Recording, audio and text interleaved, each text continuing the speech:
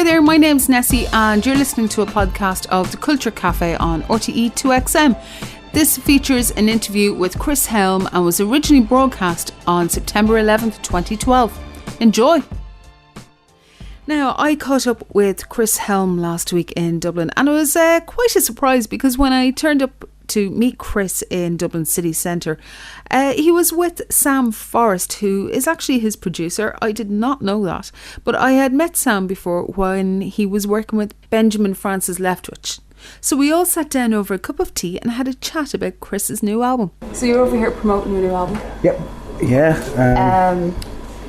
The Rookery. The Rookery. You went away to the Yorkshire Dales. When you mention the Yorkshire Dales, here everyone goes, ooh, Emmerdale.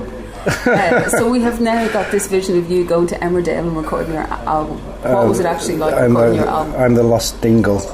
Yeah, he was really good actually. I got the idea. I knew I had to record some stuff, so I basically didn't. I don't like studios. I don't like going into studios. Everything ends up being too polished and clean. So I borrowed a lot of recording gear and bought some bits and bobs, and then booked this holiday cottage that me and my family had been to with some of our friends. And it's kind of like what's left of a big mansion, and like a country house, really, I suppose it is. But it's in the middle of this valley. There's absolutely nothing for miles around, and it was amazing, really. Just to sit there for like 11 days bashing tunes out. But I'd gone there with a whole album of stuff, but then I realised I only really liked 3 songs, so we scrapped most of it and then started again while we were there. And that was a bit risky. There's some of the music, some of the songs at the start of the album, they're very quiet, very gentle, and then it kind of gradually builds up as you... I don't know whether because I mean, when I put the album into order, it was kind of... Because the first song was going to be in the middle. That's why we called it Pickled Ginger, because it was kind of a bit of a palate cleanser. Because we knew that some of the songs were quite different from the other ones. And then I just thought, no, we'll just stick it at the front. Why not? That'd be hilarious. We thought we'll sort the kind of like the true believers. Whether if we can get past that song, then we know that they're going to enjoy the rest of it. So it's, but yeah, it was a bit crazy when we did it, but we finished it and here we are promoting it. So yeah, it's. I'm really pleased with it. I think we did a really good job. So. I love that you have the traditional English folk kind of thing, Pickled Ginger, with the little pipes and stuff as well. I think we've probably watched The Wicker Man or something like that before. But yeah, I mean, this is it. The house did have its own charm, and weirdly it kind of crept in. And I think because we were there 24 hours a day, and we basically only ever stopped playing music when somebody rang the bell and told us that our dinner was ready. So we had a girl called Ange, who was a good friend of ours, and she was kind of looking after us and keeping us watered and fed. So yeah, we just played constantly all the way through. But Sam here, Mr. Sam Forrest, he engineered it all and produced it and stuff. I was sat upstairs pressing record. Well, he produced it. What have you saying? Kicking ass, basically. Yeah.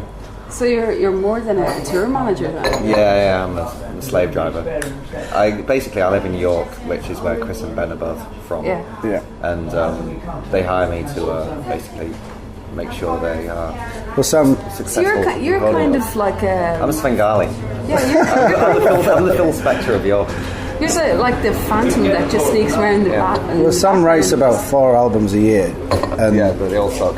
No, they don't. I mean, I love your stuff, and that's why I was kind of... I wanted you to do it, because I thought, it's the right proper mutual bottom kissing session. Yeah, no, you're great.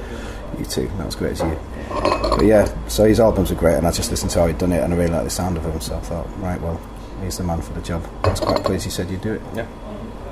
Enough of that. How different do you think that this album is from your first solo album, or how do you feel as a solo artist? That first solo album was just a collection of songs. It wasn't an album, I don't think. I hated the fact that people were saying it was an album. I remember kicking off with my press agent saying that it was an album, because it wasn't. It was just something that I wanted to sell at gigs, and I just sat down in front of a microphone to play. So really there's nothing else but me playing on it, and I have to sit with myself all day and listen to myself 24 hours a day. So, I think that it's representative of what I do when I'm playing on my own. But so this album's kind of a lot different. It's more of it's a lot different from any other band albums that I've done now, because it's kind of a lot looser really, and it sort of developed itself. There wasn't really any kind of it wasn't like by numbers, because after you've demoed a song and then you record it again and again and again, and then you go and record it properly, by the time you've done that, it's kind of all the little quirks and bumps have been removed, and it tends to lack charisma really. So I think that's the difference with this album, is that all those little quirks are still there, and because we didn't demo any of the songs, that's just basically how they came out. So it's quite a brave thing to do really, but at the same time I've always liked that about other people's music, you know, like all the old stuff from the 60s, you know, and 70s and stuff, like Neil Young and Stones and Bob Dylan and everything. It's all quite lumpy music, and I like that. There's so many things that I was reading, and everybody always refers to the Seahorses and who's the frontman. Mm-hmm. Do you get peed off at the label? You can be honest with me. I will be honest. I mean, do you get pissed off with people asking the same question? No, I don't. It's part of what I've done, part of my tattered tapestry or whatever. And to be fair, it was an amazing experience. And if I'd have said no, I don't want to do it when I was asked to join that band, I'd be constantly kicking myself, wondering what would have happened. And for 3 years, it was really good. You know, absolutely brilliant. And it kind of ran its course, I think. I think that's really what happened. I think we were touring too much, and there was a lot of pressure to come up with a second album, and John was writing a lot of stuff very quickly, and I don't know, I was kind of, I just wasn't really into the new stuff. I just wasn't really the sort of music I enjoyed listening to, so I thought, I didn't really want to be playing that kind of music in front of lots of people. It just seemed to be the opposite of what I was trying to do, so we kind of went our separate ways really. It's a shame, but I suppose that happens, you know, when you've got... It's the same with any relationship, once it runs its course. Really, yeah. So, I mean, that's really... Yeah, that's probably the best way to describe it, really. So, yeah, but I'm glad that it happened. I learnt so much in 3 years. And I got to meet some amazing people. When we got to support the Stones and stuff like that, it was like, you know, you don't ever dream of that, you know. What do you remember of playing in Slave? I remember meeting Mo Molam, which was amazing, and I remember drinking a lot of Guinness and champagne. What do you call that? Black Velvets? Yeah. And I remember getting dragged out of a restaurant because I was too drunk. And a helicopter ride. And I remember Finlay Quaye kicking a football about on stage and not singing much. The Manics got to number 1 with their single that week, yeah. They were staying in the Clarence. We went to go see them to congratulate them. And then Robbie Williams played. Split his trousers. Yeah, he did. That was... Was the Verve playing or not? Did they play as well? Yeah. It was a mental day though. I loved it because Fiona's family, her mum was living in Enniskillen at the time, so she came over to see us, and I'd not really met her before. Well, Fiona's my wife, sorry, and I'd only been going out with Fiona for about maybe 2 or 3 months as well, so it was quite a heady weekend, that one. Yeah, I definitely behave yourself. I shouldn't remember anything about it, but I think I killed my entire brain that weekend. But yeah, it was great. It was amazing. I asked some people on Facebook and Twitter if they had any questions for it. Go on then. The best one that I think actually was, of the 365 pubs in York, which is your favourite? Oh, right. It was more than that now, I think. It used to be 365. I think there's about 400 now in there. I'd say The Habit and... How about the one that you played the gig last week? Oh, the Fulford Arms, of course, yeah. Fulford Arms. I've only started going in there, but my mate runs it. And it's a great little music pub. And it's just a little bit out of town, but it's well worth going to. I'm not into like rail ale or anything like that. It's more about what actually goes on in the pub, so it's like music and stuff. And if they have plenty of like music on. But open mic nights, I love them. I think they're great, especially the ones that are aren't really picky about who goes on, because you get some right characters coming in. Is it weird, like you're out here, you're promoting this, but every day must be completely different when you're trying to promote an album. You never know what's going to happen. Is it hard to keep a routine?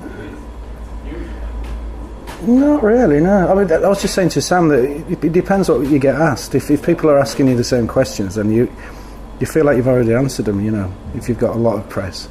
I remember doing it when we were in Japan and stuff with the Seahorses, and I was there for like, I think it was like 4 or 5 days, and having 10 hours of interviews every day. It's a lot of talking. Well, it's also a lot of listening, because there's a lot of, everything takes twice as long because you've got the translation. So that was fun. But yeah, there's I don't know really, I kind of just, it's just nice to chat, and I do like talking about myself, so there you go. I don't know. Talking about yourself, why are you doing, you're doing a lot of solo gigs, more than with the band at the moment. Was that a conscious decision, or do you feel that was part of that? Oh no, I mean, the thing is it's just really easy to go around and do it on my own. I don't know, it's like I can jump on a train and get to anywhere. I don't drive. It's, you know, organising the band and everything like that as well. It's kind of a bit of a faff. But I love playing with the band, and I think we'll probably be out in early next year. I think we'll be doing a full tour then. So, I mean, I don't know, I didn't expect sort of anyone to kind of really like this album. I just thought, you know, it was just another one that I'd do, and then I'd go do another one. But the response has been great. I didn't think I'd be in Ireland, you know, today, 2 weeks ago. So I'm kind of, it's all kind of, it's quite a nice buzz really, so I'm just kind of enjoying that. So yeah, in future I reckon the band are going to have to kind of go out and play. Yeah, and I look forward to that happening. So, but it just takes about 3 or 4 months ahead to kind of organise that. So, what do you consider success, or what do you hope for the album now that it's like given its little wings and gone out into the atmosphere?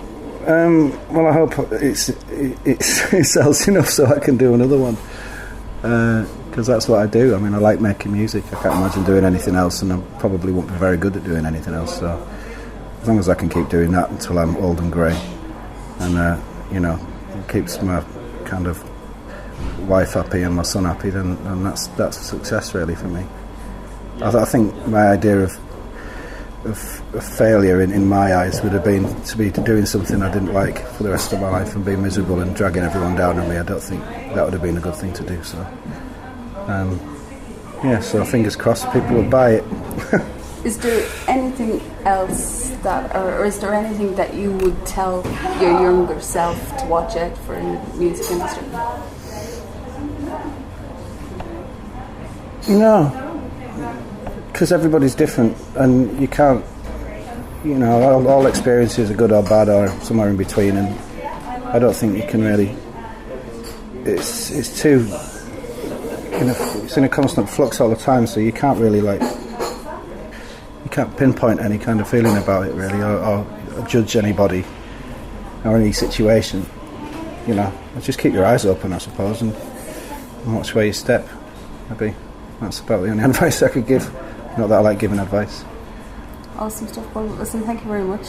That was awesome. Oh, thanks very much. Cheers. Well, thanks for asking me to speak into your microphone.